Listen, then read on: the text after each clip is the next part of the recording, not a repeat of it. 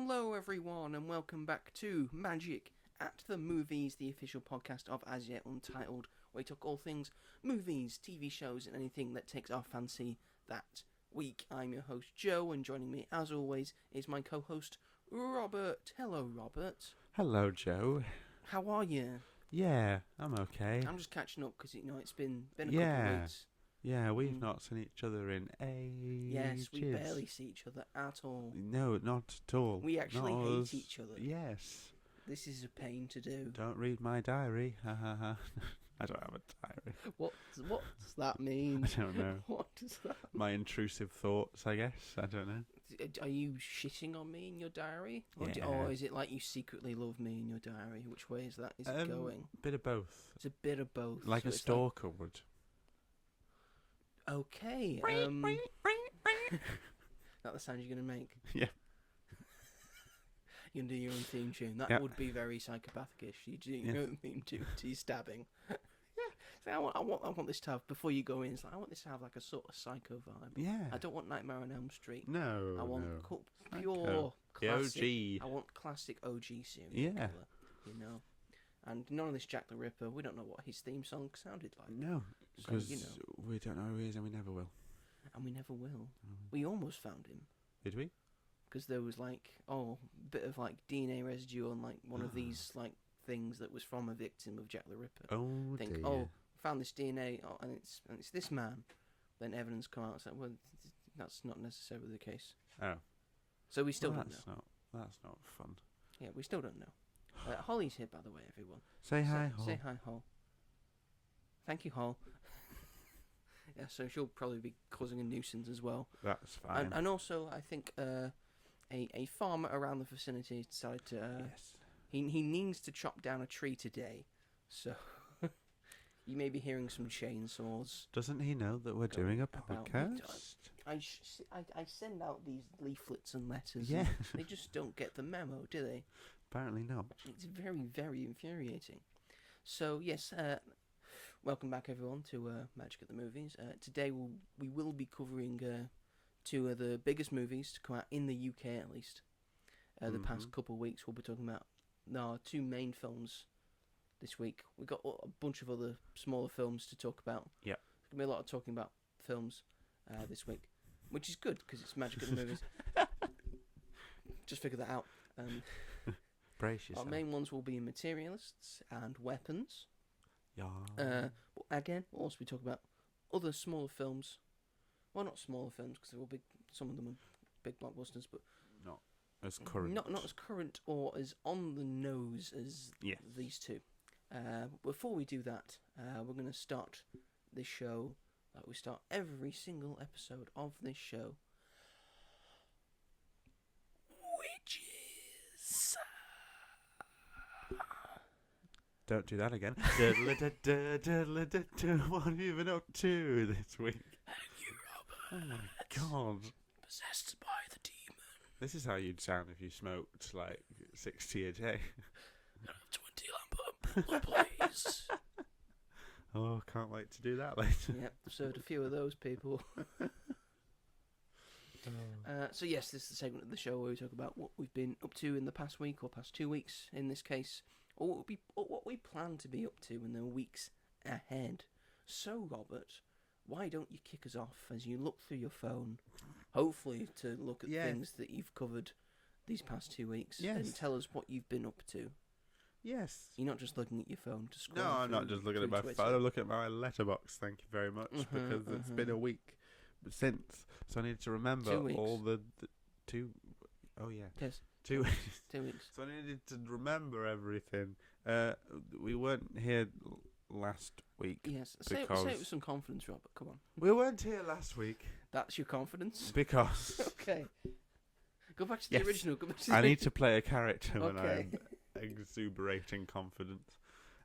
Exuberating, that's a good word. Yeah, I didn't think I had it in me, but Yeah, me neither. there we go. Wow. You don't seem like an exuberating kind of... What? Anyway, move on. Carry on. I was seeing a friend, so that's why I wasn't here. Again, Robert's fault. It is my fault. He doesn't want to do is the my podcast, fault, folks. usually. 9 times out of 10 it is my fault. They came up for a couple of days, and we saw a film with her, which I'll get onto in a second. And yeah, that's what I had the week off. So sorry. Sorry, guys. How very dairy, like a glass of warm milk. How dairy.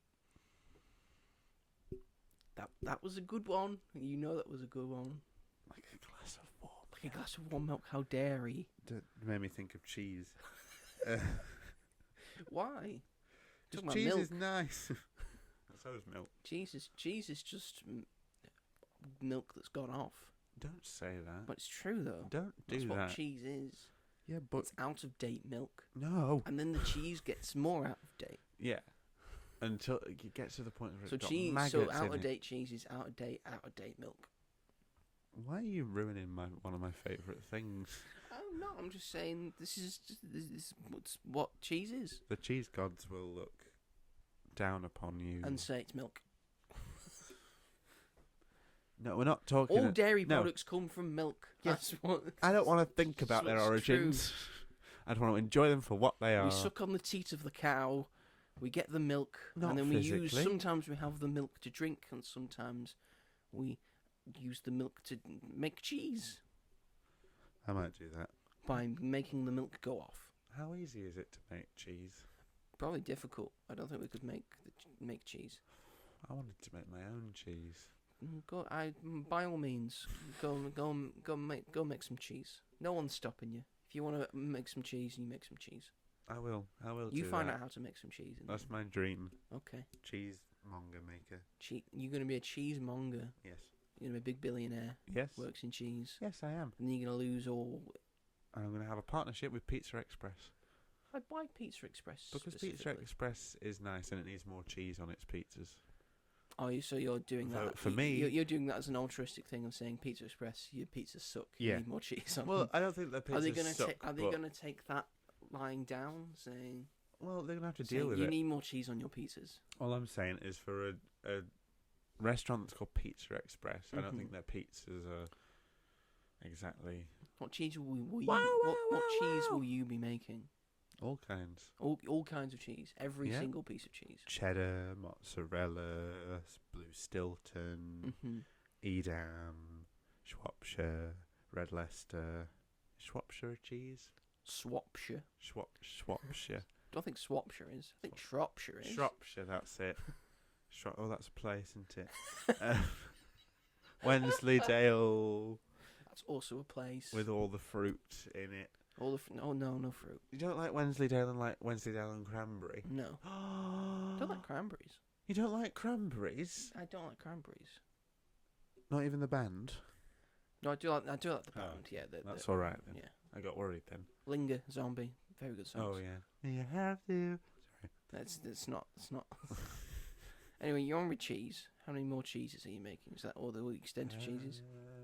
And do you think Crumbly Lancashire? And do you think you can make all of these cheeses in the UK? Yes. Yep. Especially Crumbly Lancashire. Mm-hmm. Well, yes. Wensleydale, Shropshire. What about Creamy Lancashire? I can do that as well. Yeah. All right. It's a bit standoffish. But I'm like a one-man Balamory. I can do everything. If you need a little rhythm, call Spencer. It's coming back as Balamory. It is. I'm dead excited. You should be watching it on CBeebies. I will be watching it on CBeebies the day it comes out. Midnight screening. So that's what you're doing next week. So what have you done this past 2 weeks? Past 2 weeks. So I expect this cheese on my table next week. All right. Maybe week after. What? One of each? Yeah. Okay. And I'll do a laughing cow as well. You're going to do a laughing cow? They don't make that anymore. A cheese spread. Do they make laughing cow anymore? Yeah, we sell it. Do we? At the place that we both work. Well, I don't really work in there, do I? I don't work in there. Yeah, Robert works in the back rooms because he's a big, strong boy. Yeah, I basically do. No, I'm not. They don't need to know that. Don't boost up my confidence when it's not there. You've seen my arms; they look like breadsticks. Strong breadsticks. The kind that not hard to crunch. I'm glad someone's boosting up my confidence. You're not doing it yourself, so. So the day after our last episode, I went to see Smurfs. 2025 Smurfs. Rihanna is Smurfette. James Corden is the main character. And James Corden's the main character. Yeah, not Rihanna. James Corden. Rihanna. So Smurfette's not the main character. No, she's the second lead, but That's she's not the main character. Even though they've been marketing it as Rihanna is Smurfette. I've got it up. It's just called Smurfs. Smurfs. The original one was called The Smurfs. Yeah. So it's different. Superior. Mm-hmm. I've got to say, the original one, yeah. The other 3 Smurf films are much better than It's this directed by Chris Miller, who is known for directing Shrek the Third and the first Puss in Boots movie. Who would hire this guy? Let's be honest. First Puss in Boots is okay. He also voices the Magic Mirror in Shrek. Okay, well, yeah, I'd hire him. So there you go. Rihanna was a producer on it. Like a main producer, not like an executive producer. A main producer. Maybe she shouldn't. And it stars... I've got quite a few names in front of me that people will know. It stars Rihanna. Riri. Who doesn't have a Wikipedia link. That's weird. Well, she doesn't have it on the starring, it's on her produced by, so I guess she doesn't need 2, apparently. It stars Rihanna, James Corden, Nick Offerman, J.P. Carliak, Daniel Levy, Amy Sedaris, Natasha Lyonne. She had quite a July. Yeah, she's in everything. In everything in July. Sandra Oh's in it. Jimmy Kimmel's in it. Octavia Spencer, Nick Kroll, Hannah Waddingham, Alex Winter, Maya Erskine, Kurt Russell, and John Goodman. It's quite a cast. Some of these actors only have 1 or 2 lines. Wow, what a waste. For instance, Hannah Waddingham is French for some reason, even though it's got nothing to do with anything. She shouldn't be French. And Is she human, Hannah Waddingham? Nope. She's part of this wizard group thing. Okay. And she just says something in French twice, and she goes this is ridiculous, and then that's it for Hannah Waddingham. Wow, what a waste of Hannah Waddingham. At least she got paid. It had a budget of $58 million. Jesus Christ. And it's currently made at the box office. Well, it has made at the box office, let's be real. Yeah. It has made at the box office $105 million. Do you know that really upsets me because The Bad Guys 2 has made half of that and is just a completely better film in every single way. Please go through Smurfs. Smurfs. Robert. Okay, so I gave it 2 stars, which may seem a bit generous. I don't think it's as god awful. I wasn't sat there being my eyes, but it's just very dull, but you know exactly what it's going to be like. The trailers were crap. The film is just as crap. You were excited for Smurfs when it was first first announced. Do you know what? Because the first teaser, when they were teasing the first teaser trailer, they did that through stop motion. And everyone was like, "Is it a stop motion film?" No. So their teaser for the teaser trailer was better than the entirety of the film. At least we've got the teaser. At least we've got the teaser for the teaser. The teaser for the teaser Fucking hell. I actually lost my dignity a bit whilst watching this film because I'd booked it and I was the only person in the screening.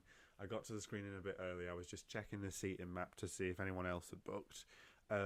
The 3 rows, so I was sat in the premiere seats, were all booked up around me. And I was like, what the fuck?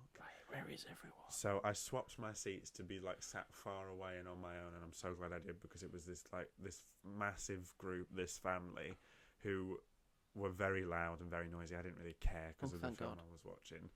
They had a baby, a 1-year-old baby with them. Why are you bringing a 1-year-old into a cinema? I don't know. They're not going to appreciate it. They won't know. They don't know where they are. They don't know. They're not going to remember this. No, it's stupid. But it didn't bother me that much because I was sat away. What was the first film you watched in the cinema? Well, I remember when I was 1 year old when I was taken to see Smurfs. What film? So as I sat near the door, and I felt as this family walked in, I sort of felt my dignity that I was sat there on my own. I saw it on my own.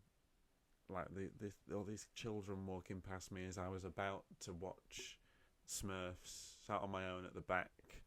That wasn't my proudest moment. Mm-hmm. I can't deny. They had a SpongeBob short play in front of it, which was rubbish because there was no voice acting. There was this.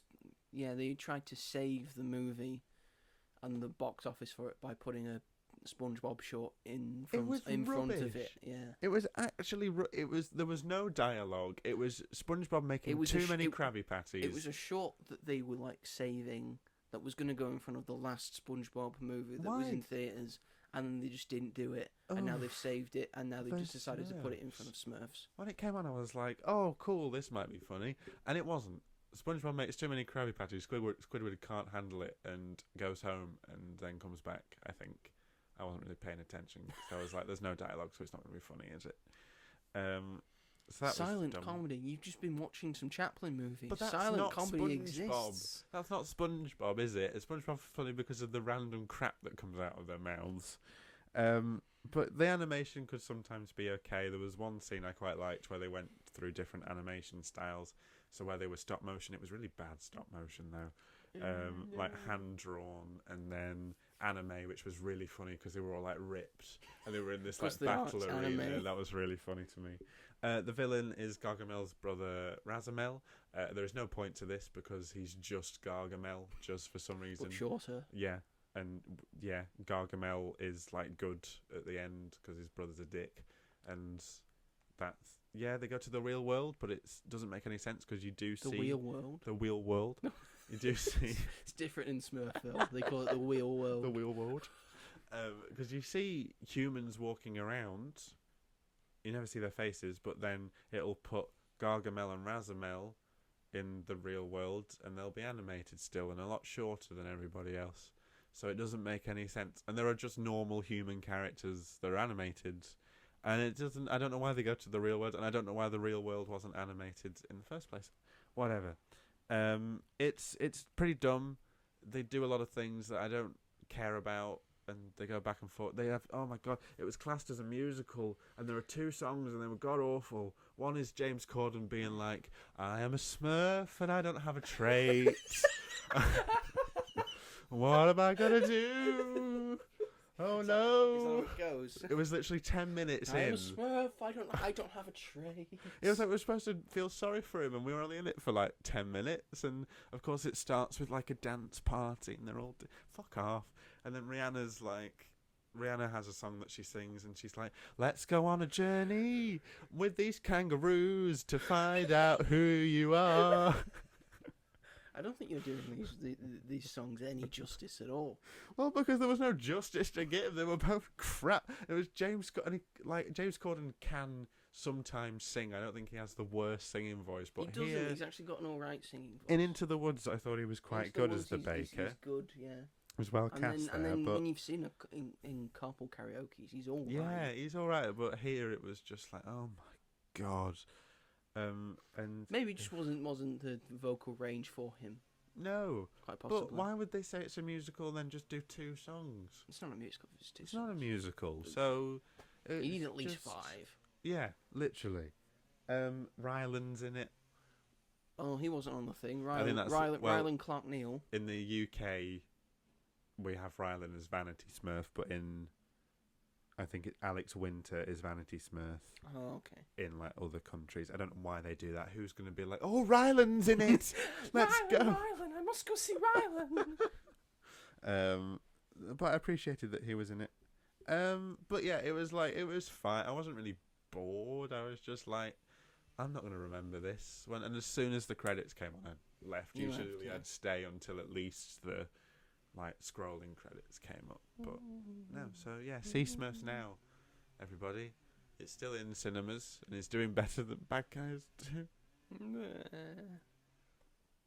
Who gives a shit about the Smurfs? Who was this film made for? I don't give a shit about the Smurfs. I only saw this because it was for free. I just wanted to see it. I wanted to see it because it was animated and I like having a good time. But then I got in there and I was like, what have I done? You should have known that this was not going to be a good time. I might have liked it. I mean, on Rotten Tomatoes, it's got 60-something% audience score. Robert. I like being optimistic. Don't. It looked shit.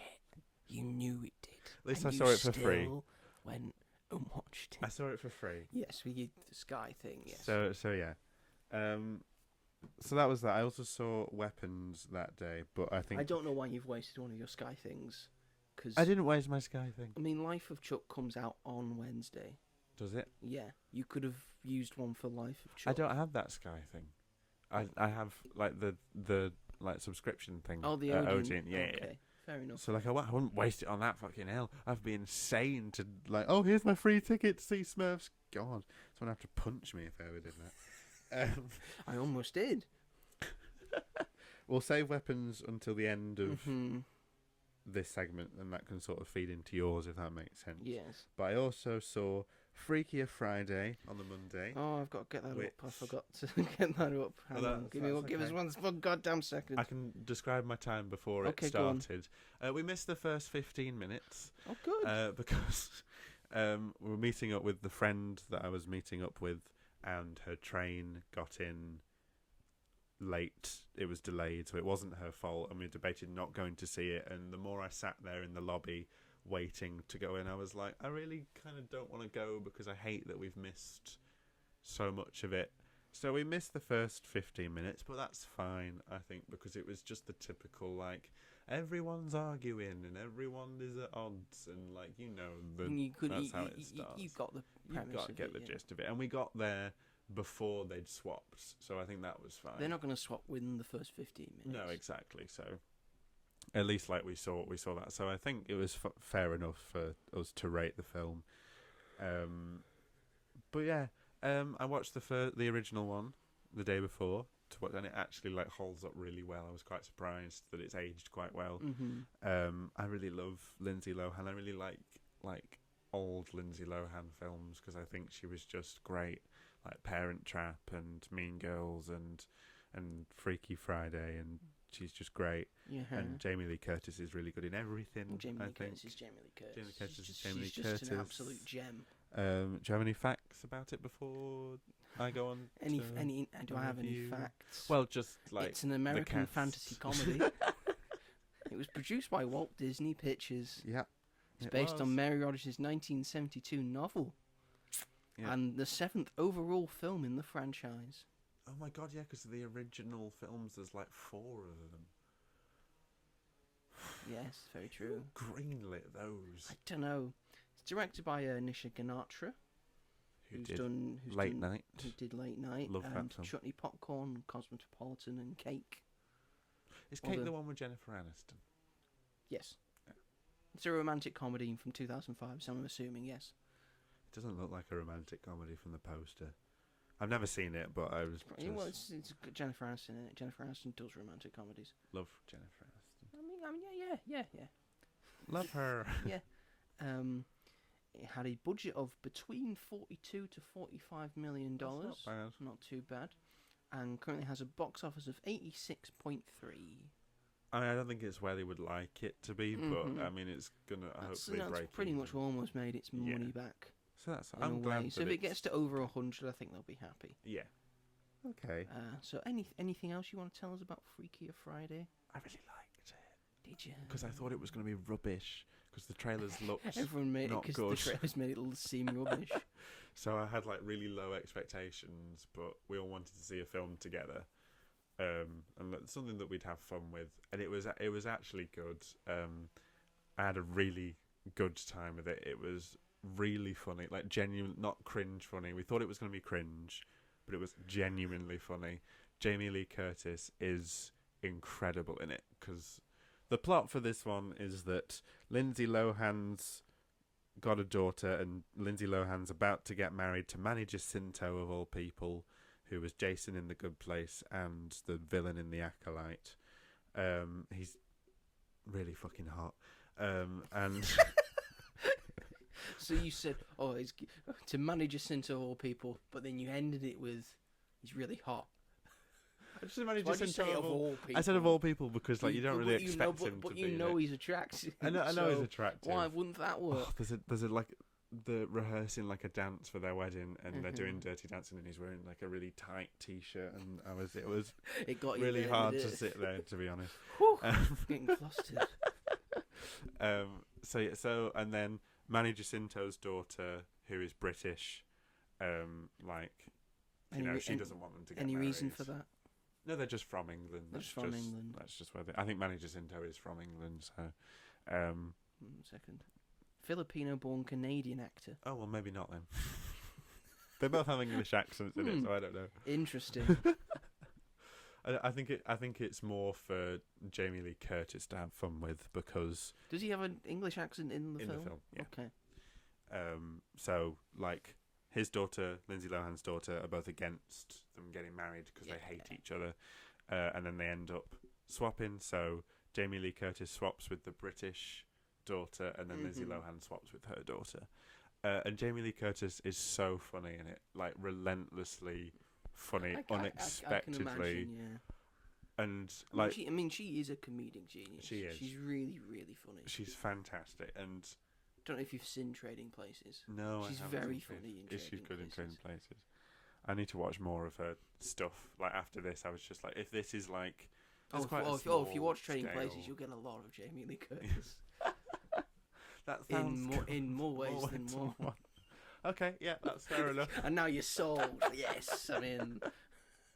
But I was also genuinely like, there's a lot of like fashion in this one because Lindsay Lohan is like the manager for this pop star, and she's doing like a magazine shoot, and there's this really fun dress up sequence where they're dressing in like designer clothes, like, and I've never seen someone look as good as Jamie Lee Curtis in those, like with the outfits that she's given to wear in this film. Like the costume and hair and makeup, even Lindsay Lohan as well, like they made them look incredible in the film, which was just one of my favourite things about it, that Jamie Lee Curtis in her 60s. Yeah, I would say so. That they were able to, like, you know, make her look as good as this, like allow her to just look as good as she does look already and just have fun with it. And sometimes like the outfits are a little 22nd of November 1958. 58, okay. Yeah, in the 60s. Yeah. 66. 66. But she looks damn good for damn it. For 60. Damn good for 66. If you don't have a crush on Jamie Lee Curtis after this film, then, because, yeah, there's I'll show you after, but there's one outfit in particular. Oh, you 60-year-olds out there. There's a whole thing in the film where Lindsay Lohan's ex-boyfriend, like, fancied Jamie Lee Curtis's character in the film, and it ties back between both of them. I haven't seen the first one. Have you not? I haven't. I was planning to watch it because I was gonna go watch this, and then I just couldn't be bothered. Yeah, and just ended up not watching either. Yeah. But what's the relationship between Jamie Lee and Lindsay Lohan? Mother and daughter. It's mother and daughter. Okay. Mother and daughter, and they do really well, and they've got such great chemistry together. It was just, when it comes to Disney, I don't think you'd go out and watch it necessarily now. But when it comes to Disney Plus, I would say it comes on Disney Plus, yeah. And it's going to come to Disney Plus like maybe like October time, maybe, because we are getting Thunderbolts end of this month. And Thunderbolts the end of this month. So maybe people will fucking watch it now. Yes, hopefully. I think people better, and you need to anyway because of Avengers Doomsday. But like when it comes on, I would just like watch the first one. But it's just, you know, when you're expecting something not to be great and then you're pleasantly surprised by it. Yeah. That was the experience I had. Genuinely very heartfelt as well. There were moments where, like, all of my friends were, like, tearing up as well. There's quite some nice moments in it. Just fun. It's funny. There was a Parent Trap reference in there that I really appreciated. They got one of the cast members back from that to basically play the exact same character, which I loved. It's really good. I really liked it. All right. Good. And the reviews have been good for it as well. So I really liked it. Really liked it. And then the day after, I watched My Oxford Year on Netflix, which I didn't like that much. I hated both of the main characters, and it was kind of sweet sometimes. But apart from that, just typical Netflix drivel, really. They do a lot of that, don't they? That's all I have to really say about that. That's all I gotta say about that. I don't really want to talk about that film any more than I have to. But I liked it better than Smurfs, if that says something. Oh, okay, so it gets 2.5. Yeah, 2.5. 2.5 stars. I watched Better Man again the other day. Loved that. My mum loved it too. Watched Barbarian, which is Zach Cregger's first film, which I really liked. Fucking terrifying and horrible, but really good. Watched the Lego Batman movie again. Why wouldn't you? Why wouldn't I? Why wouldn't you? It's incredible. One of the funniest films ever made. Just think about things in it. Really great. Do you want to talk about how you're feeling? I don't talk about feelings, Alfred. I'm a night-stalking, crime-fighting vigilante. and a heavy metal rapping machine. I don't feel anything emotionally except for rage. 24/7, 365, and 1,000,000%. And if you think there's something behind that, then you're crazy. Good night, Alfred. So it's morning. No, I don't want to do that. You're going to have a lovely time. No. No.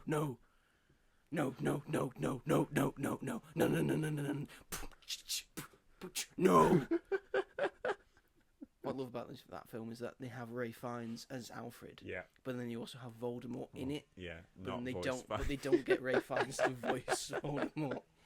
It's really, I was surprised that they don't even have like an interaction where it's like, Yeah. oh, you sound familiar. You would, wouldn't you? Yeah. But well, it's still Anyway, great. it's Should have really got a good. sequel to that film, but never We mind. got the Lego Movie, the second part. I like that one. Batman's really good in that one as well. Well, he's Batman, so of course. Batman, of course he is.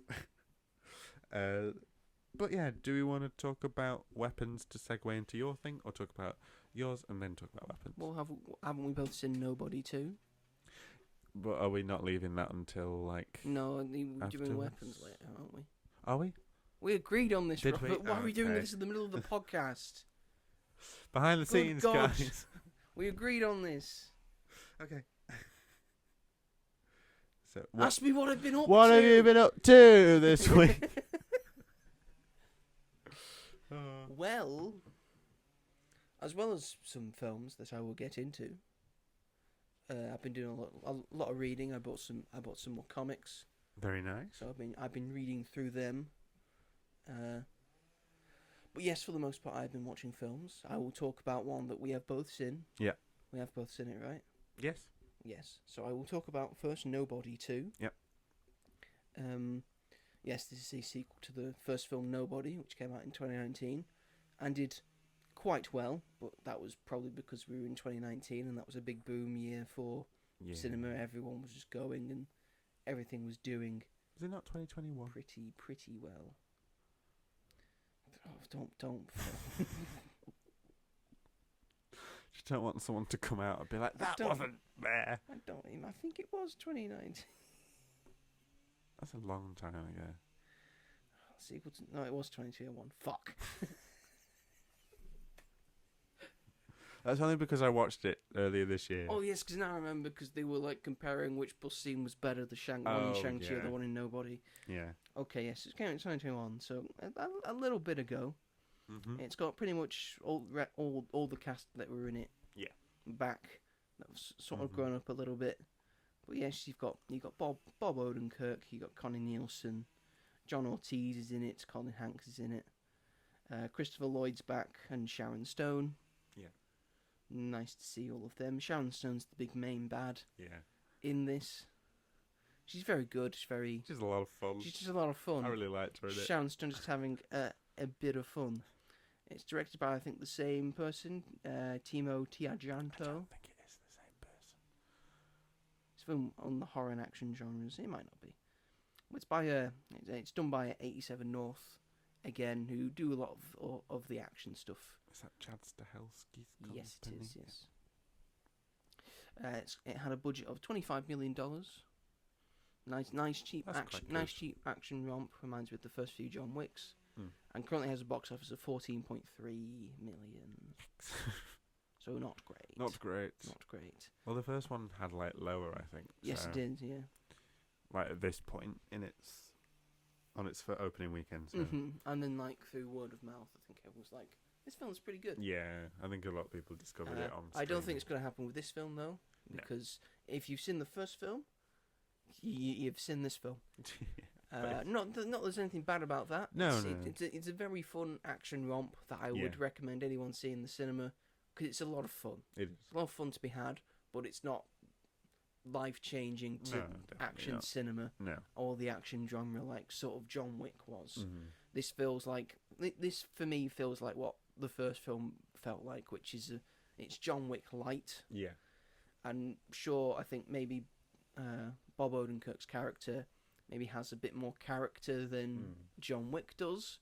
Yeah. Because he's a family man and he doesn't want to do this, and he's more, and he's older, and he's more beat up, and he gets beaten up more Yeah. in this. And this gives us a new setting and place where you can have more new action set pieces, and for the most part, the action set pieces and the violence in this, which is the main thing why you're going to see this, it's all very good. It's all very well done, and Bob Odenkirk, I think, did most of his stunts, and you can tell, and he does them very well, and it's all very well done. It's just, there's not much else to it. No. There is some more character work done with his family and all that. But again, you've seen this film before. Yeah. If you've seen an action film, you've seen this film. Yeah. Definitely. But that's fine. Yeah. Because it's nice to just have like a fun film in cinema. It is very fun. It's a lot of fun. Again, this was one that I had quite low expectations for, just because I also had a friend that saw it and gave it like 2 stars. For a reason that it was like, it's not original and very forgettable. I personally didn't think that it was forgettable because I had such a good time with it. Me and my friend were on our own in the empty cinema. I was in a mostly empty cinema as well, and then a few people turned up. Oh, I bet you were like rats. Actually, no, what? I tell a lie, because I actually turned up late. Because my screening was at 3:25, but I thought it was 3:45. So I turned up like dead on 3:45. Right. And then I got my snacks. Yeah. I was in no rush because I thought it started at 3:40. I got time. They're just showing adverts right now. I come in and the place is already dark. And they're showing like the last advert before they do the whole rating system thing. Oh, that was lucky. It's like, am I in the right one? I'll sit down. Is this the right one? It's totally turns. Oh yeah. Oh, grand. This is great. I've timed this to perfection. You kind of sometimes I wish that actually made me enjoy it a little bit more, because then it felt shorter. Yeah. Because I basically just watched the film and then left. But yes, my screen was not packed. Yeah. It had a couple people in it, but for the most part. We saw it on the biggest screen at the cinema as well. Wow. So it was just really weird that it was empty. I'm not surprised though. I don't think a lot of people, 1, know it's out. 2, I don't think there's anyone that's like, Nobody's one of my favourite films. Like, I think everyone likes I'm dying to see this new one. And like, they didn't really need it's not like to if make John a second Chapter one. 5 came out, you'd say, I need to see this. Definitely. But that's not a good example because fucking no one saw Ballerina. Well, that was like there was one person in my Ballerina screening apart from me and my friend. So my Ballerina screening was pretty packed. Was it packed? Right. But yeah, we saw that the day it came out. Like the first showing of the day was like 1:15 or something. So I don't know. I think that's why I can say this is a bit of fun, because we've gotten Ballerina this year. Was more serious. And we've had a Mission Impossible this year. That's true. So we've had by far more superior action films. Yeah. And to just have this one, which is just okay. Yeah. And fine. And it's all right. Yeah, it's good. I think it's just a bit of a down one, so we're probably a bit more down on it. If this was the only one, maybe we would have been higher up on it. Yeah. But we've been treated quite well this year to action movies. Definitely. But yeah, I would say go see it in the cinema, because I think it's a bit of fun to be had. I think you'll have fun watching it. Yeah, I really like Bob Odenkirk's character. I really like Bob Odenkirk. Yeah, I like him in all the things that he's in. Yeah. And I think he's very good. Definitely. And Sharon Stone as the villain. Sharon Stone's great. It's Sharon Stone, isn't it? Yeah. I like what they did with his family this time as well. Like at the end, I liked that a lot. And yeah, I wish Christopher Lloyd was in it more. Yes. Because he's so funny. I couldn't tell what he was saying half the time. I think that's the point.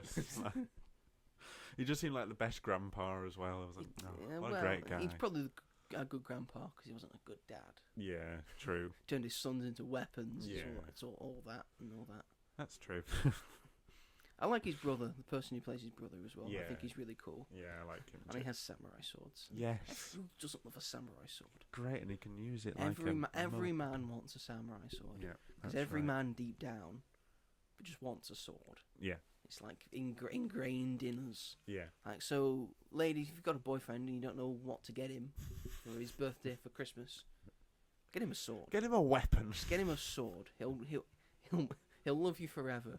Because all men want swords. It's like one 1950s advert. A lightsaber counts. Because a lightsaber is just a laser sword. Looking for the perfect gift for your husband this year? Get him Why a not sword. get him a sword?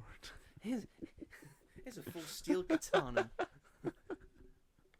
Oh, sure, in the kitchen. They'll be expensive, but it'll be worth it. Oh, gosh. Anywho, so yes, I watched that, and also a couple of weeks ago, I decided to watch, because there was a lot of internet discourse around it. Dear.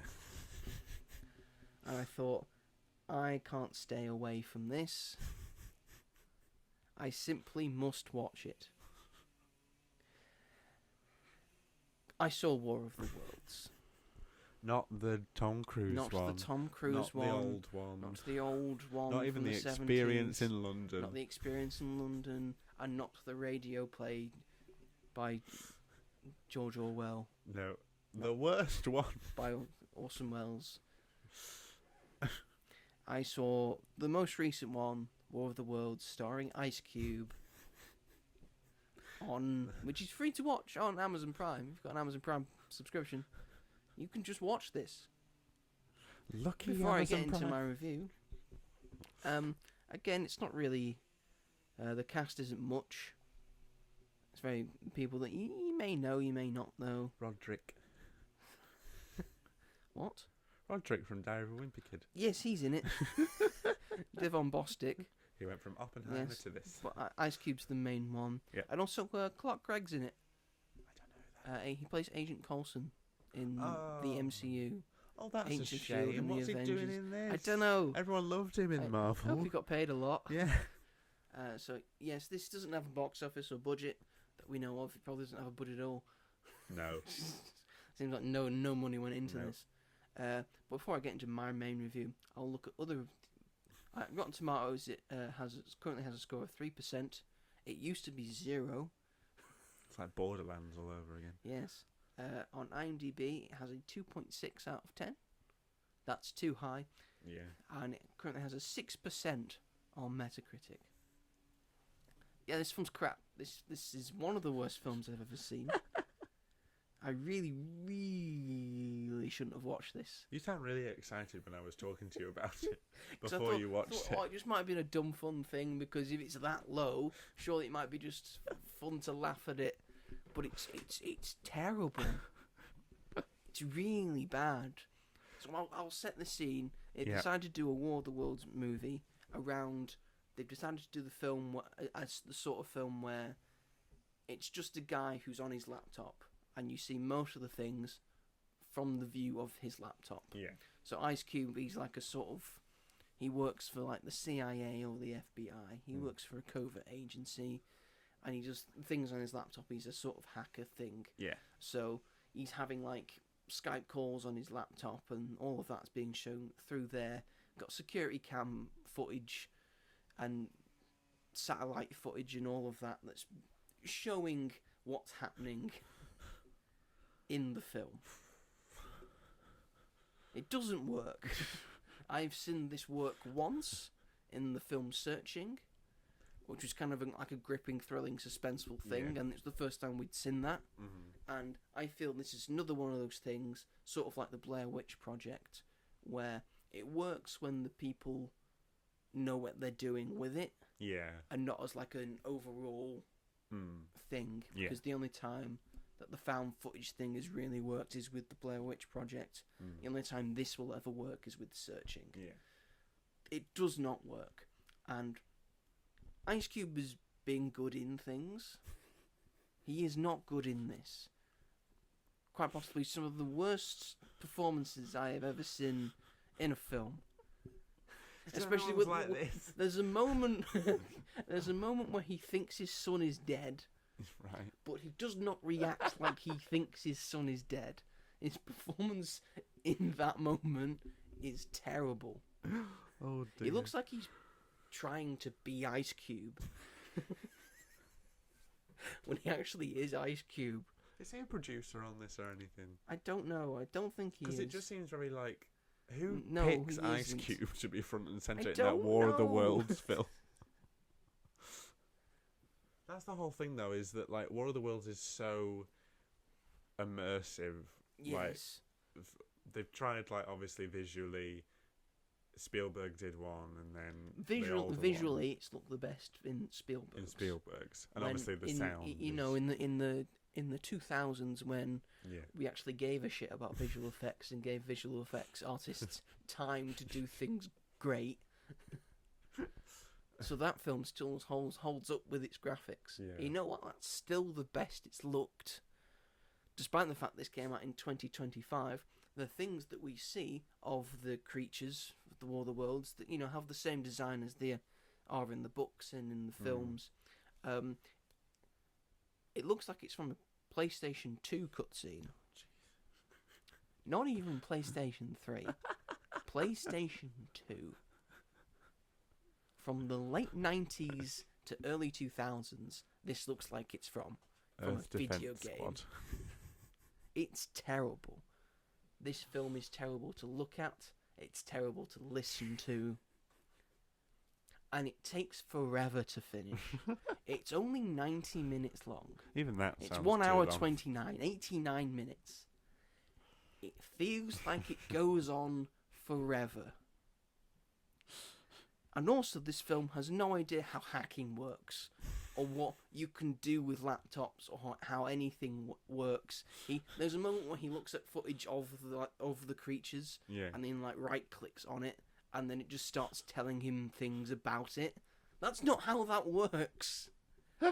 You cannot get that information from just highlighting it and then right clicking on it. The internet wouldn't know because it's like aliens, like they haven't been discovered yet. Like it's an invasion. Who's had time to put? Saying this is the height, this is the weight, this is what it's carrying. Oh God! Good God!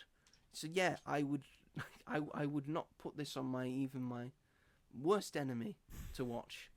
I would not let you watch this. I would not let anyone watch this. I think we should watch it later on. No, I don't want to watch it again. Do not make me watch this. I think we should do a commentary episode. No. And a full hour and a half review. After this, we're done with this film. I never want to talk or speak or think about it again. I want this to just die in a ditch in the dirt. Everyone should forget about this movie. That's a real shame. Why? Why is it a real shame? So it's not even like so bad that it's good. No, it's just bad. It's just bad. Okay. It's not The Room bad. It's not Cat in the Hat bad. It's not Sharknado bad. It's just bad. It's just a very poorly made film. And it held so much promise being told through computer screen. Such high regard. Everyone was looking forward to it because we all heard everything about this, didn't we? War of the Worlds told on the through 20th anniversary screens. of the original of the last film. Calm down, Hall. I'm not going to let you out if you're ruffing and barking and growling at things. What's wrong? Calm down, Holly. It's just some person getting some wood. He was cutting down a tree. Silly man. I see him. I see you driving away with your wood. You get back here. That's right. You run away. You get back here. All right, I will let you out, Hall. Give him a proper talking to. Robert's going to do it. And off she goes. Yeah, wrong way, Hall. There you go. There we go. We're just going to listen to Holly bark for a little bit. Yes. Maybe that'll teach him. Yes, War of the Worlds is bad, Hall. It's very, very bad. Was she in the room when you were watching it? She might have been. I think she came in and out. She's watching it and she's looked up. Oh yeah, it's bad, that, isn't it? Yeah, it's not great. Well, I'm glad you had a great time. Oh, I had such a fun time. I almost fell asleep. Oh God, watching it. That's not good. It's not good at all. 90 minutes long. It's not good at all. Then I think I watched another film on that day that was infinitely better. What was it? Let me check my diary. When did did you I need watch it? a palate cleanser? Oh no, I didn't really get a palate cleanser after that because I also watched Summer of '69. Oh yeah, I'd seen that you'd reviewed this. Yes, this is a film that originally went straight to Hulu, so we didn't get it initially. We got it like last week. Yeah. So it went straight to Disney Plus. It's a sort of like rom-com coming of age thing. I can't really tell you anyone that's in it, except I think Charlie Day makes an appearance. Chloe Fineman. Yes, Chloe Fineman's in it from SNL. Not great. It's got some good things going about it, but it's a very run-of-the-mill teenage coming-of-age comedy. Right. About a girl who wants to get with a boy, but they've spiced it up. She doesn't just want to get with him. She wants to 69 him. Oh my Because God. she's heard through the grapevine that he loves 69. So then she hires a stripper. What? To teach her how to 69. This sounds awful. I'm not saying it's good.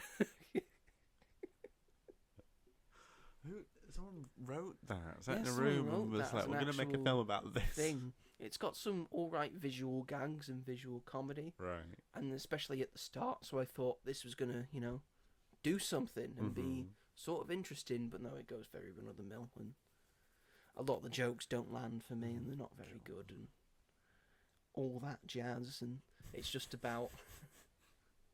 I like that phrase. Sue me. And all that jazz. This is not like that at all. So yeah, I mean, I like the chemistry in between the two leads. Right. But for the most part, this film isn't very good. Right. Oh dear. You had a great string. Yeah, I had a great string. I had a great day that day, watching two films I really shouldn't have watched. Oh, this might cheer me up a bit. But no, was sort of kind of intriguing in a way. Yeah. I did see that and thought, oh, should I? And then I looked at the reviews and I was like, maybe not. Mm-hmm. But then I did eventually watch a good film on that day. I watched Becoming Led Zeppelin, which was the documentary about the formation of the band, now they all got together. And I just very much realised all four of those men are very English in their sensibility, in their way of life, how they sound, how they react to things. Just very, very English. It's a very English movie, this. And I do like Led Zeppelin. I do like that as a band, and they make really good music. They're a very, very good rock band. And from the late 60s, early 70s, and the 70s going through, they had a very good run. A lot of very good music. And I found it very interesting how that band formed, and how they went about how everything happened, and how they formed, and how all four of them started, and how they eventually got themselves together as the band to perform Led Zeppelin, why they called themselves Led Zeppelin, what they called originally, and all that. Holly wants to come in. She wants to talk about Led Zeppelin, don't you, Hall? Have you talking about War of the Worlds? We have, Hall. It's done. Everything's done. We don't have to talk about it anymore. It's okay. Do you want to come up? Do you want to talk about Led Zeppelin? They're your favourite band, aren't they? They're your favourite band. Yeah. Yes, they are. Welcome to the podcast, Hall. Yeah. I love you too. You're very fat right now. Very big. God, Hall. God, lose some weight. Oh, you're old, so we'll let you go. We'll let you off. Anyway, yes, that was a very enjoyable documentary. Probably one of my favourite documentaries I've watched this year. Very good. When did that come out? That came out. It came out like start of the year. Did it? But I've only just gotten around to it. Right. It came on to Sky Cinema. Okay. Or Sky Documentaries, because it's a different thing. But I've now been able to watch it. Very nice. So that's okay, and I enjoyed that immensely, but not as much enjoyment as I got out of the films that we are about to discuss. Because we're now in our main events, folks. Which one do you want to talk about first? That is a great question. It is a great question. Weapons came out earlier, so do you want to talk about Weapons? Well, Materialists did come out ages ago in America, but we've but not for us. It's been fresh for us. Yeah. So do you want to talk about Weapons? Let's do Weapons. Let's talk about Weapons. We both saw the film Weapons. I saw it the same day as Smurfs. Yes. Do you see Smurfs afterwards or before? Before. God, no. Thank God. That would have ruined the day for you if you'd seen it before. So yes, Weapons is the latest movie by Zach Kreger, who, as you mentioned, whose last film was Barbarian. Mm-hmm. It's like a very underrated, very, very good horror film. Horrible. So this is directed by Zach Kreger. It's also written and produced by him. So he's all over this film. Yeah. It stars Josh Brolin, Julia Garner, Alden Ehrenreich, Austin Abrams, Carrie Christopher, and Benedict Wong, who are all in this movie. Yeah. It has a budget of $38 million. Yeah. And has currently made at the box office $149 million.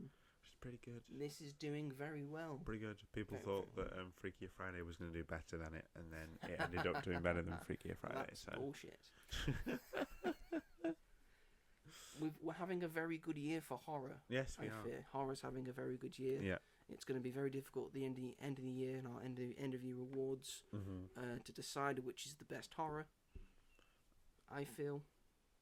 I think I know which one I'd say for Okay, now, but we'll leave that yeah, until the end of the Leave that until the end of the year. But overall, this is a very good horror movie. As someone who doesn't really like horror movies, We both don't we both really like. don't, but we both ended up watching this we both movie. go. I convinced you to go. To be Yeah, fair. I had to be convinced. I watched it a bit later on, but I finally did watch it, Yeah, I was very happy. That and you it did. is a very good movie.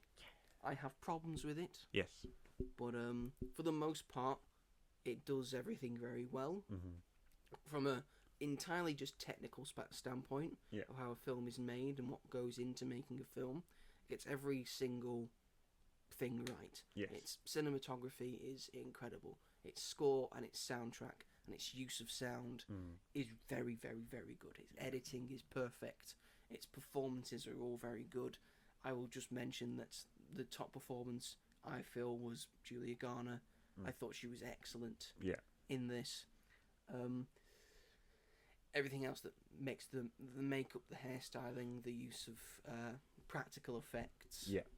everything that goes into making this film Mm-hmm. and making this film what it is top notch. Yeah. Everything is 100%. done so incredibly well. In terms of the narrative, Mm-hmm. this is where it sort of falls down Okay. for me. For the most part, it was pretty good Yeah. and was doing very well, and I liked sort of the idea because it goes between different points of view Yeah. for different characters. Mm-hmm. So sort of from Julia Garner's character's point of view, from Josh Brolin's, and from Alden Ehrenreich's. Julia Garner plays a teacher. Yeah. Josh Brolin plays a parent. Mm-hmm. Because the idea is that this is in the trailers. Kids Yeah. have gone missing. Mm-hmm. Josh Brolin's one of the kids that have gone missing. Yeah. And Alden Ehrenreich plays a police officer. Mm-hmm. And it's very interesting, and some of these narratives intersect with each other, and that's an interesting point. Yeah. There's a lot of very fun and good and interesting stuff going into it. It lost me a lot in the final third. Oh my god, that was my favourite I part. thought it kind of like got a bit jarring, and I sort of lost. It is a horror I film. sort of lost the point of the plot and all of that. Okay, that's fair. I could see why you would Yeah. feel that way. Well, for me, it was strongest in its first and Yeah. probably in its second act. I think it was Okay. strongest. Yeah. Um, But it understand that. comes back to the time of because a lot of films these days are very much this is what this film is about. Mm-hmm. It's very much part and parcel. You don't need to do any more reading into it than this. Yeah. This is what this film's about. This brings back the idea of this movie is subjective. Yeah. And you can take away what you want to take away 100%. with this movie. You make that up for yourself. It could be about this. Could be about this. Could be about this. Yeah. Could be about this. It could be about school shootings. Could be about Mm-hmm. any other thing that you could think of, and which is sort of what the films from the 60s and the 70s and the 80s were sort of like. So I liked that version of it. Mm-hmm. Again, horror's not for me, so Yeah. it's not high up in my expectations. No, yeah, and I of probably course. will not watch this movie again. No, there's some Uh, bits in it that are like, yeah. But yeah, I think for the most part it's really good, Mhm. but it kind of lost me in the final third. Did Aunt Gladys lose you? Yes, you did. Oh my god, I loved Aunt Gladys so much. Did you? I'll let you spoil it if you want to spoil well, it. it's not. Well, everyone knows about Aunt Gladys. That's a spoiler. Everyone knows about Aunt Gladys now. She's in the trailers. Is she? Yeah, I didn't know she appears. I won't spoil like Aunt Gladys's involvement, but when you see Aunt Gladys, you know that something's going on, and I think it was a really wise choice for. Before you like figured out what was going on, Yeah. what did you think was it going? What did you think it was going to be? Genuinely no idea, because there were no. I mean, obviously there are weird things happening throughout the first couple of segments, like the dreams that Julia Garner has, that Josh Brolin's character has. There's this figure that is present in all these things, even when I don't really know any of the characters' names, but the drug addict's character, when he's running away from Alden Ehrenreich in a scene in the film, there's a figure in the woods who waves at him, and you start to sort of think, right, so that figure is part of this, and instead of, because it could have very easily been, I think a lot of mysteries, especially like thrillers, they're teasing it and teasing it and teasing it, and then sometimes it gets to the end and you're like, well, I didn't even know that was an option. You expected to sort of play along with the mystery, and I thought it was really smart to have the audience be let in on the secret about halfway into the film, and as soon as Aunt Gladys comes into it, which I thought was just done so brilliantly, like you see this colourful figure in this sort of mystified glass walking past, and you know that this figure is going to be important, and then she sits down, and colour has never been so terrifying, from the makeup, the clothes, the wig, just the way that she's created, I just think is brilliant and is like instantly iconic. Like, I think this character is going to be remembered for a very long time. You think so? And I thought that her performance was exceptional. Like the stuff that she's asked to do, the personalities that she has to convey, I thought that, I can't remember the actress's name, which I'm really annoyed about because she was my favourite part. Maybe it'll be on the thing cast. Is it Amy something? It was Amy Madigan. Amy Madigan, that's it. Who has been in films before, but Actually, I don't on think... stage and screen has received a Golden Globe Award, as Oh, well there as you go. nominations for an Academy Award and an Emmy. I don't think she's been... She's been married to actor Ed Harris since 1983. Oh, well, that's nice. I like that she's sort of coming back, and this role will do wonders for if she continues. Hopefully, yeah. She's been in a lot of movies. Yeah. Good God, that's a lot of movies. And quite iconic ones as well, I think. There's been another film this year called Rebuilding. Oh, right. Oh, so she's very much still working then. She's just not as in the public eye as There's been a lot of films none that really stand out. Yeah. Gone Baby Gone she was in. Pollock she was in. Field of Dreams. Alamo Bay she's in. That's film. She's also been on a lot of TV. Yeah, a lot of TV. It's a lot of TV, Amy Madigan.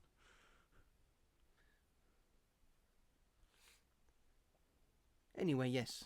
So, yeah, she's been in things. But I don't really think a lot of people know her name. Now they will, but I think back then. But like the scene, she has a scene with Benedict. Well, she has two scenes with Benedict Wong, but there's a big scene with Benedict Wong, and I thought the way that she played that, it was really scary because she was so unpredictable.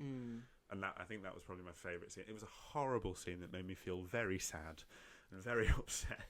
But I mean, you've seen in the trailer what happened to Benedict Wong. Yeah, and the events leading up to that are not great.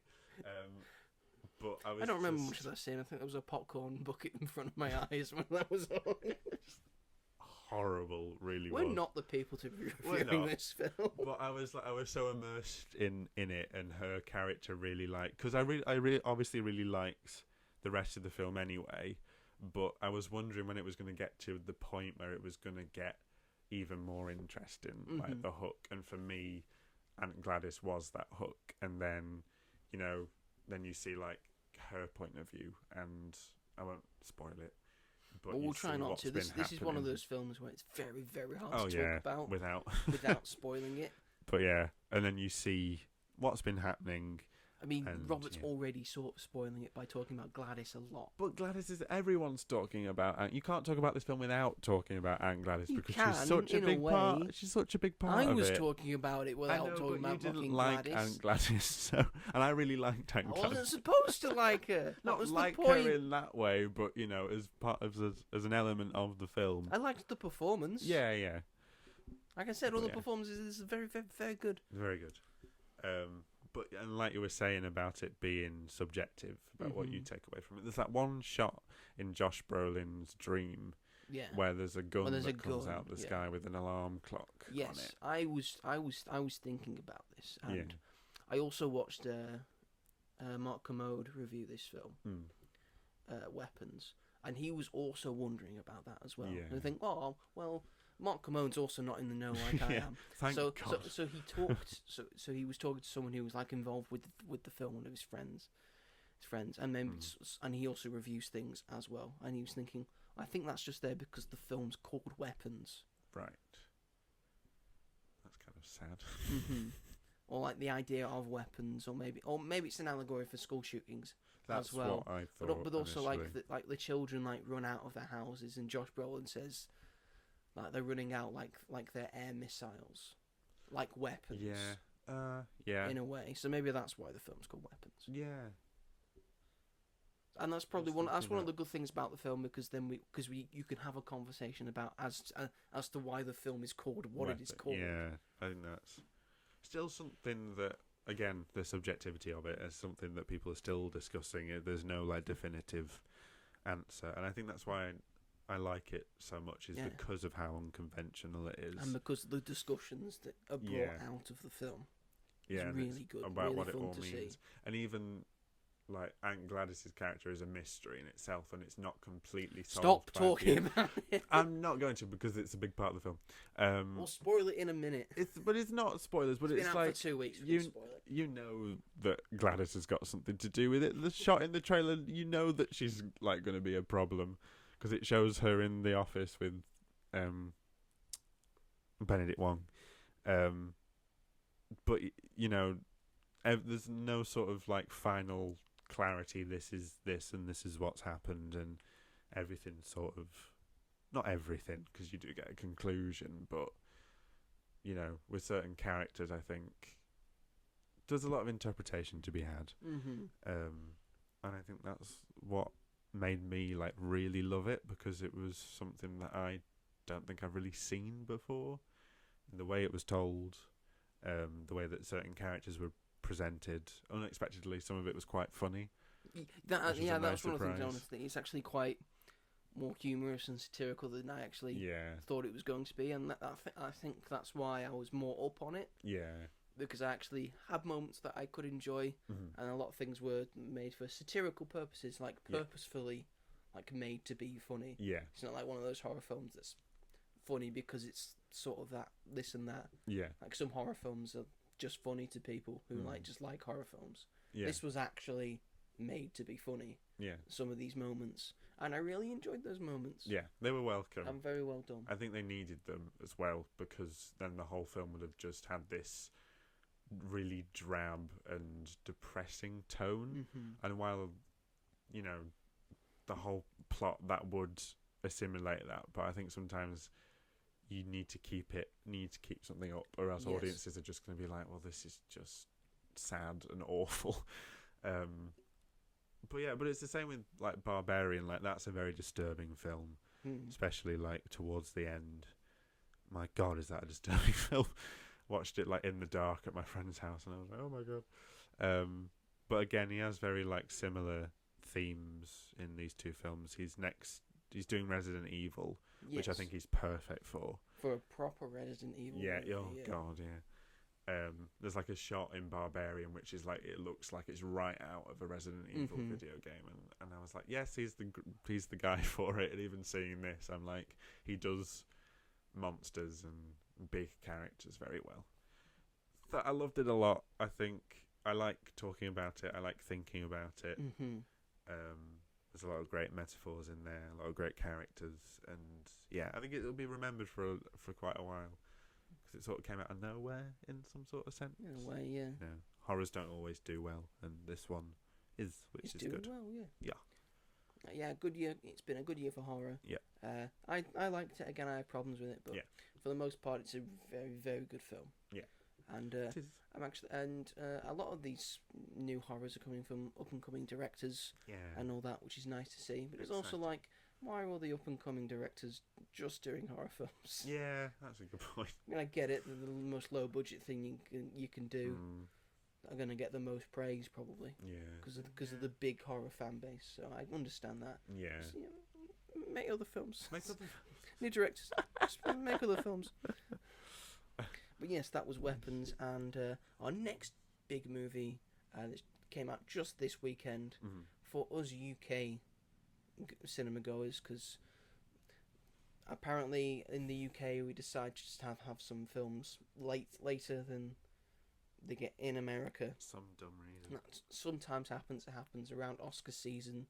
We got all the Oscar bait movies in like January, February, March. And sometimes to probably fill a void that is August, which this is doing, we get some films that have come out earlier in the US. So we finally have in the UK Materialists just come out. The material one. I am a material girl. You know that we live in a material world. And I am a material girl.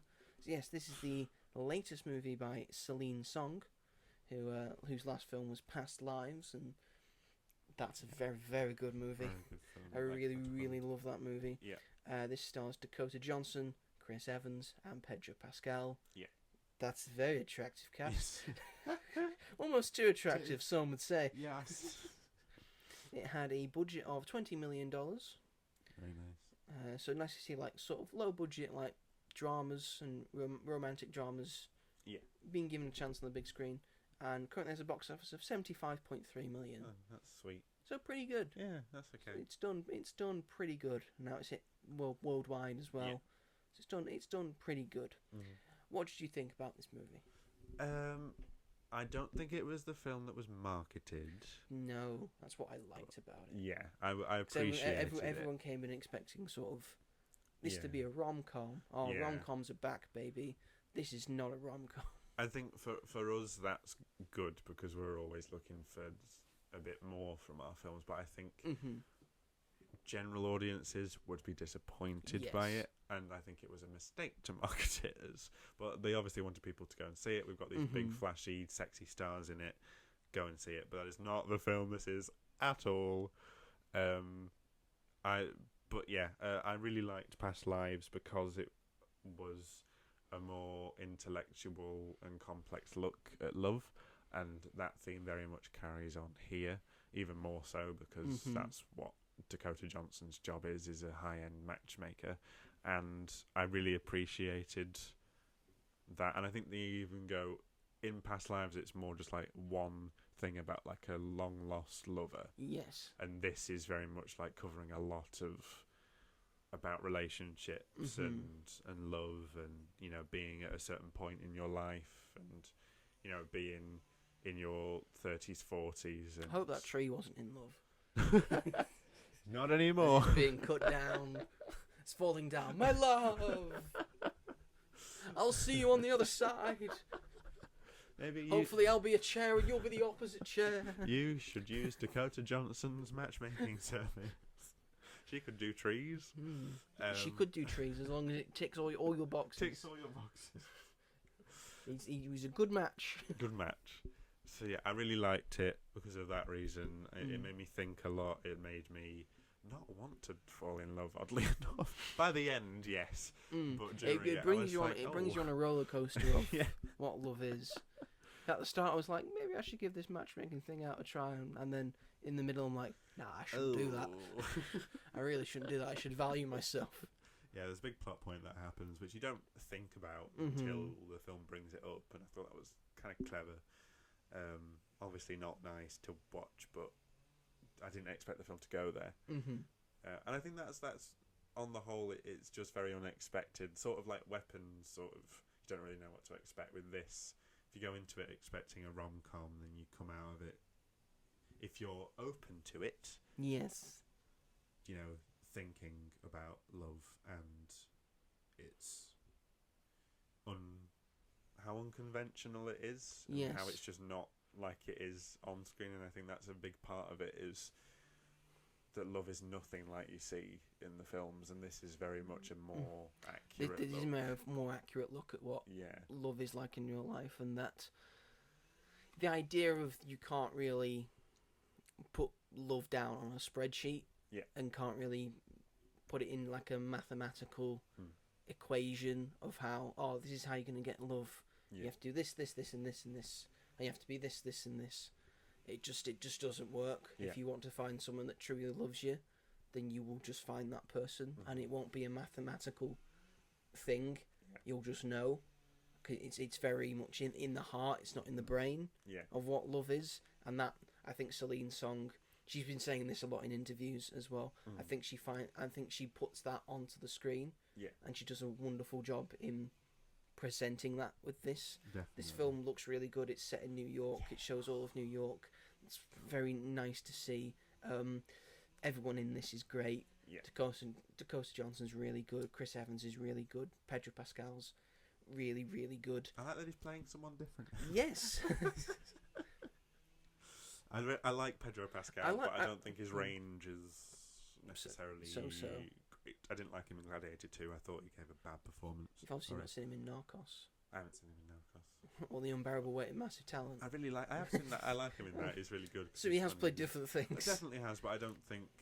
A lot of the time, I just see him as Pedro Pascal. But Well, here I movie saw him as star. a character. He is a movie star. If you're a movie star, you He can is. just play yourself. Yeah. But I'm just glad that he gave. Yes, a little but bit more. everyone's really good in this. I like the fact that all three of the main cast are all pretty good people. Yeah. They just seem very human. Like they're mostly like trying to be the best of themselves. Yeah. And trying to get on with life and all that. And yes, they make mistakes, and yes, they say things they don't mean. Yeah. But that's what humans do. Exactly. Like, we fight, we argue, we make mistakes, we pick ourselves back up, and then we try and live our best lives. Yeah. And this just seems like three people that are just trying to live their best lives. Yeah. And be happy and have a nice life and be good. Yeah. And that's what I really liked Yeah. about this movie. It paraded goodness. Yeah. And love and what love is. And how dating sucks. Dating does suck. This really hit me where I live. Dating does suck. But love is love. Love is love. And all that jazz. Again, another great A24 movie. Yeah, definitely. Nice to have A24. And the reason we have A24 is so we can have films like this to be distributed worldwide. Later. This was just I really loved this movie. Yeah, it was really good. I really enjoyed it. Yeah. I think this will be one of my favourites of the year. Yeah. Did By stick with far. me. Yeah. It did Yeah, this will push stick my with me seat for a lot. while, I think, Yeah. this movie. Do you want to talk about, like, the big major plot point of this movie? The triggering one. Which one? Oh, yes. There's quite a few Oh, yeah, things okay. The two main ones. So, there's... What was the other... Because you know what I mean by triggering. Yes, okay. So I will talk about the triggering one Yeah. first, and then I'll talk about the one I was going to talk about. Okay. All right, the triggering version is that, yes, Dakota Johnson, she's a matchmaker. She's got various people that she tries to match with each other.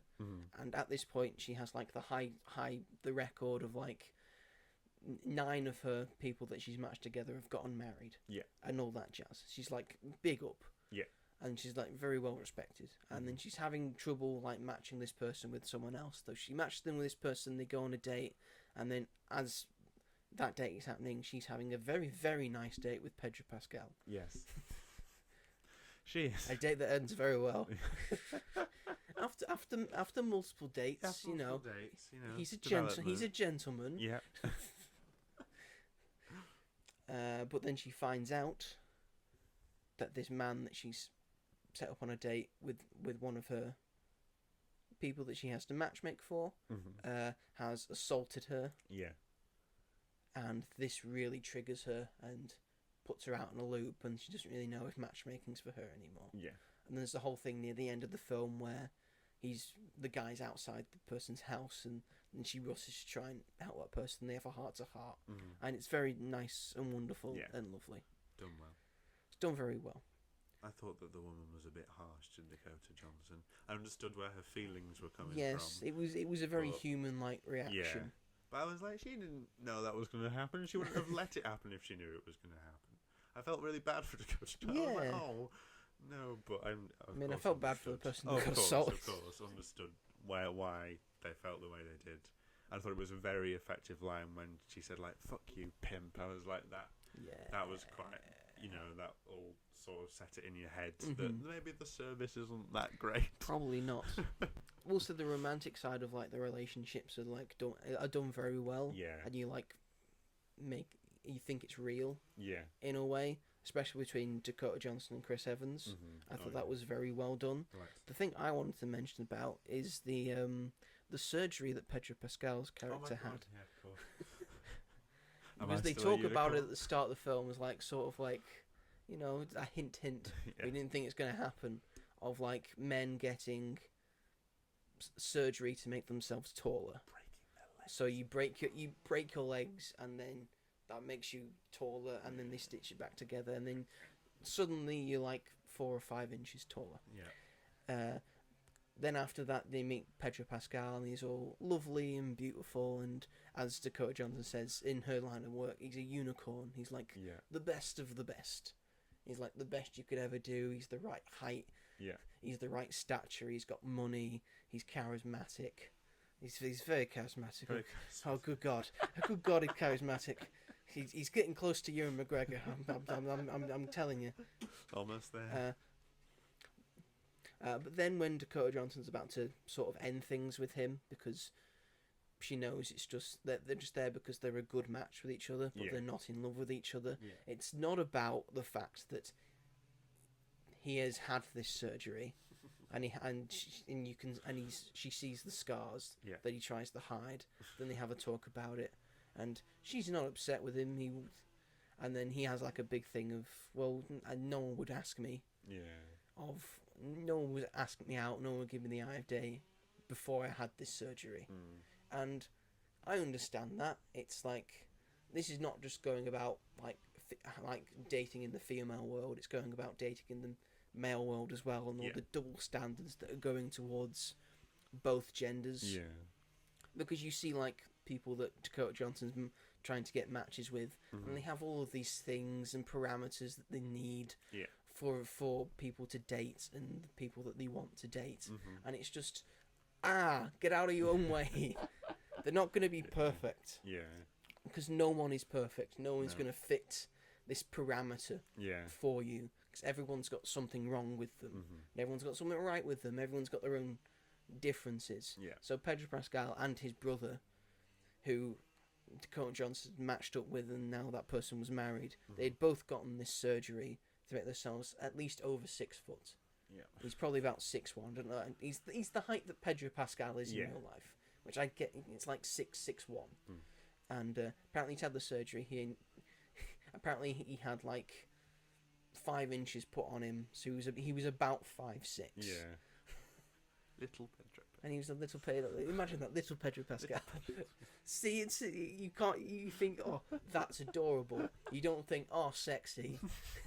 True. You think, oh, look at him, he's cute, he's adorable. He's not. I want to spend the rest of my life with that man, which is kind of the point of what the film's trying to make. And then like Pedro like crouches down and puts himself where he would be to Dakota Johnson. Stop laughing. Just because you're fucking tall, like you don't understand this plight. It's what he says in. No, all of us are 6 foot, Robert. All right, stop laughing. This is not a laughing. I'm not making. I'm not trying to. This is not a funny moment. This is a heartfelt moment. Stop laughing. Stop laughing. I can't. Me and my friend burst out laughing. Well, stop laughing. It's not funny. It's what he said after he growled. Am I still a unicorn? That set me off. Just imagine Pedro Pascal. That was heartfelt moment, because Am I still a unicorn? would everyone want me if I was this height? I Because wasn't. the unfortunate answer is no. I wasn't and it's a laughing at the shame. height thing. I was laughing that he'd crouched and then said, "Am I still a All unicorn?" these fucking 5 foot nothing girls. I want a guy who's 6 foot. I want a guy who's over a foot taller than you. Yeah, true. Makes you seem like a child. What's wrong with you? Get guys like 5'5". I mean, it's no difference to you. They're taller than you. Everyone's going to be taller than you. Everyone's going to be taller. Oh God. Anyway, that's what I wanted. So anyway, Materialists, go out and watch it. Go out. It's and watch excellent. It's It is. really, really good. Very good. I loved this movie. But if you're expecting a rom-com, Don't expect a rom-com. Don't. Just don't expect a rom-com. But if you Don't fuck expect with a that, then do it. A romantic drama. We don't get them often these days. That's true. Nice romantic drama. It's Celine very, Song's very the good. only one doing them. Celine Song, praise her. She's really good at them. I will, if all of her films are like Past Lives and Materialists, I will watch every single Celine Song film till the day I die. Yes, definitely. I can't wait to see what she does next. Yeah. Genuinely. Yeah. Anyway, is that the show? That's the show. Thank you everyone for watching and listening to us rant and rave about films that we have watched over the past 2 weeks. Yeah. Because we were gone a while. We've gone a while. And we're gonna be felt like a while. It did I'm feel like going to a be while. gone next week as well because I'm not going to be here. It's a good job there's nothing fucking coming out. I'm going to be in merry old England. In merry old England. You're Merry- in England now. They don't know that. I'm going to old London town. Old London town. London town. Just London, not Londonderry. That's in Oh. Northern Ireland. Oh, London. But London. I'm going to London. Going to London. I'll just leave it there. I'm going to London. Going I won't be here next week. So Okay. So we will not be reviewing Eddington or Americana. Yeah, it's even worse. Christ. What I- a double bill that. I may still watch them. I might watch To talk about Eddington, 2 weeks ago. 2 weeks after. but it's long. Yes, it's long. And Ari Aster is weird. We know. And Pedro Pascal's in too much stuff at the moment. I like Pedro Pascal. So do I, but I'm he's all right. everywhere. I'm all right. The person that's in everything is just a genuinely very good person. He is a good person. It's nice to have all the very good people being in all the things. It is. If you want to be in more, it should show out the thing. If you want to be in things, be a very nice person. Yeah. Eh? That's fine by me. Yeah. I'm happy if every film for the rest of my life is just Jamie Lee Curtis and Pedro Pascal and Keanu Reeves. Okay. You know what? You'd be happy with that too. Yeah. I'd get a bit bored of it. Nah, never with Pedro and Jamie and Keanu. I just think it's weird that all his films are like coming out around the same Yes, time. because he's filmed them like back to back to back. He got busy in like one The Last of Us. in as well. one bit, and now they're just all coming out. Yeah. This is what happens with movies. It does. This happens. It does. Anyway, yes, thank you everyone for watching and listening to this. If you are watching this on the YouTubes, feel free to like and subscribe to As You're Untitled, and then push the bell notification so you never miss an episode of this show or of the greatest things of all time episodes or any of the film reviews that I do. I've recently done reviews on Materialists and Nobody 2 and War of the Worlds. Ding ding ding. That's the one to look out for. And it's now available not just on my film reviews are now available not just on YouTube and YouTube Shorts. They're now available on Letterboxd as well. You can find us at Magic at the Movies on TikTok. I said Letterboxd. I meant TikTok. You do also have a letterbox. I have a Letterboxd. Yes, it's not under Magic at the Movies. No. But yes, my reviews are now also available on TikTok for you to check out. Yay. The channel is called Magic at the Movies. If people want to listen to this on their podcast catcher of choice, Robert, where can they listen to this? Spotify, Amazon Music, Apple Podcasts, and Sony Podcasts, or wherever else you may get your podcasts. Thank you, Alexa. Did I do it right this time? Yes, you did. Didn't miss a single. Yeah. You could have said it with more pizzazz or more humanity. We've been No. talking for... For God knows how long. Been in it for so long. Are you bored of me, Robert? No, You're I'm bored not of bored me. of you, but Seems like you're bored of me. sometimes a lady's voice withers. Nothing but the lights. The lights and the bright lights. Yes, so next week. Oh no, we have to do the socials. It's been a while. We've been 2 weeks. 2 weeks out. Yes, if you want to get into contact with us, you can find us at Magic at the Movies on Blue Sky, Twitter but nicer, at magicatthemovies.bsky.social. We're also available on Instagram. I am at themightyjoe888 on Instagram. Robert is robghall on Instagram. If you want to get into contact with us, leave a question, leave a comment, say you like, dislike a thing, you want us to cover this, want us to cover that, want us to answer a question for you. We will answer it. We're not busy. We don't care. But anyways, that is the show. Next week, again, we're not here, but Not the week here. after that, maybe we'll have a review for a thing that is out. I'm just going to check what's out. Maybe Around- Eddington. Around maybe it might be Eddington. Not Americana. If you're lucky. Well, we'll see if any of us watch it. I might watch it. You never Okay. know. I can't watch her. I'm sorry. I just can't Okay. do it.